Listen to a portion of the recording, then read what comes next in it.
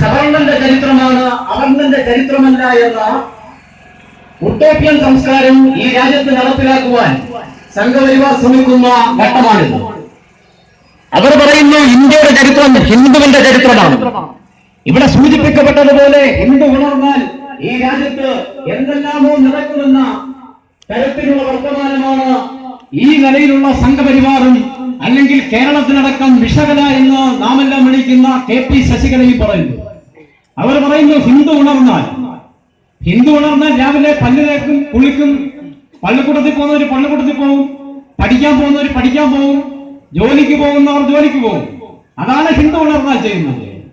അല്ലാതെ ഹിന്ദു ഉണർന്നാൽ ഈ KP ശശികല എന്ന ഈ രാജ്യത്ത് കേരളത്തിൽ ഏറ്റവും കൂടുതൽ വർഗീയ വിഷം വമിക്കുന്ന വർത്തമാനം പറയുന്ന KP ശശികല ഏറ്റവും ഒടുവിൽ നമ്മുടെ കാസർഗോഡ് കർണാടകയുടെ അതിർത്തിയിൽ കാസർഗോഡ് ഒരു പ്രസംഗം നടത്തി. കേരള ഗവൺമെന്റ് അവർക്കെതിരെ കേസെടുത്തിരിക്കുകയാണ്. ഈ രാജ്യത്ത് മതസ്പർദ്ധ വളർത്തുന്ന നിലയിലുള്ള വർത്തമാനമായിരുന്നു അന്ന് പറഞ്ഞത്. ഇത്തരത്തിലുള്ള ഏറ്റവും വലിയ പ്രശ്നങ്ങൾ രാജ്യം നേരിടുന്നു.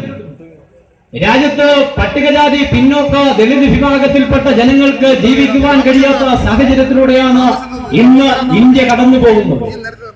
ഇന്ത്യയുടെ വിവിധ സംസ്ഥാനങ്ങൾ നാം പരിശോധിച്ചാൽ ഉത്തർപ്രദേശ്, ജാർഖണ്ഡ് അടക്കമുള്ള ഇന്ത്യയിലെ വിവിധ സംസ്ഥാനങ്ങൾ നാം പരിശോധിക്കപ്പെടുമ്പോൾ നാം മനസ്സിലാക്കേണ്ടത് നക്സൽ വേട്ടയുടെ പേരിൽ ഈ രാജ്യത്ത് ആദിവാസി, പിന്നോക്ക, ദളിത് വിഭാഗത്തിൽപ്പെട്ട ജനങ്ങൾക്ക് ജീവിക്കുവാൻ കഴിയുന്നില്ല. സംഘപരിവാറിന്റെ നേതൃത്വത്തിൽ, കേന്ദ്ര ഗവൺമെന്റിന്റെ നേതൃത്വത്തിൽ ഈ രാജ്യത്ത് പാവപ്പെട്ടവരെ കൊന്നൊടുക്കുന്ന സമീപനമാണ് സ്വീകരിക്കുന്നത്. ഒരുപാട് ഉദാഹരണങ്ങളുണ്ട്. ഹിന്ദുമതം ഈ രാജ്യത്ത് വരുന്നതിന് മുമ്പ് ഇന്ത്യയിൽ ഉണ്ടായിരുന്ന മതമായിരുന്നു ബുദ്ധമതം. ആ ബുദ്ധമതത്തിൽ നമുക്കറിയാം മഹാനായ അംബേദ്കർ പോലും 19-ാം നൂറ്റാണ്ടിന്റെ അവസാന കാലത്ത് 20-ാം നൂറ്റാണ്ടിന്റെ പ്രാരംഭഘട്ടത്തിൽ ബുദ്ധമതം ഉപേക്ഷിച്ച് ഹിന്ദുമതം ഉപേക്ഷിച്ച് ബുദ്ധമതത്തിലേക്ക് പോയ ചരിത്രം ഉള്ള നാടാണ് ഭാരതം. ആ ഭാരതത്തിൽ ഇവിടെ സൂചിപ്പിക്കപ്പെട്ടതുപോലെ നരേന്ദ്രമോദിയും സംഘപരിവാറും BJPയും ഏറ്റവും കൂടുതൽ പറയുന്ന ഗുജറാത്തിൽ ഏതാണ്ട് പിന്നോക്ക ദളിത് വിഭാഗത്തിൽപ്പെട്ട ജനങ്ങൾ കൂട്ടത്തോടെ ബുദ്ധമതം സ്വീകരിക്കുന്ന കാഴ്ചയാണ് ഇന്ന് ഇന്ത്യയിൽ കാണുന്നത്. നരേന്ദ്രമോദിയും സംഘപരിവാറും BJPയും 24 മണിക്കൂറും പറയുന്ന പേരാണ് ഗുജറാത്ത്. എന്താണ് ഗുജറാത്തിന്റെ അവസ്ഥ? ആ ഗുജറാത്തിലാണ് ഈ രാജ്യത്ത് ഏറ്റവും കൂടുതൽ പിന്നോക്ക ദളിത് വിഭാഗത്തിൽപ്പെട്ട ജനങ്ങൾ ഏറ്റവും കൂടുതൽ ദുരന്തം നേരിടുന്ന നാടാണ് ഗുജറാത്ത്.